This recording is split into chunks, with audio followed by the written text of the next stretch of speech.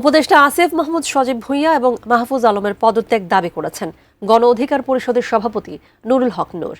তিনি অভিযোগ করেন, এনসিপির নেতারা রাজনৈতিক শিষ্টাচার বহির্ভূত আচরণ করছে। বৃহস্পতিবার সকালে রাজধানীর পুরনো পল্টনে দলটির কার্যালয়ে সংবাদ সম্মেলনে এই দাবি করেন নুরুল হক নূর।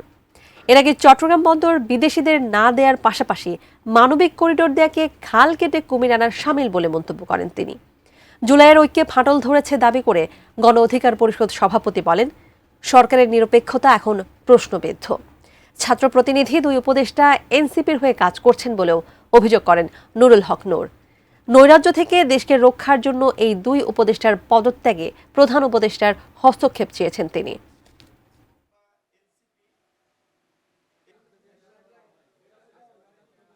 করিডোর ও চট্টগ্রাম বন্দর নিয়ে সরকার জনগণের সাথে আলোচনা ছাড়া, রাজনৈতিক দলগুলোর সাথে আলোচনা ছাড়া কোন ধরনের সিদ্ধান্ত নিতে পারবে না।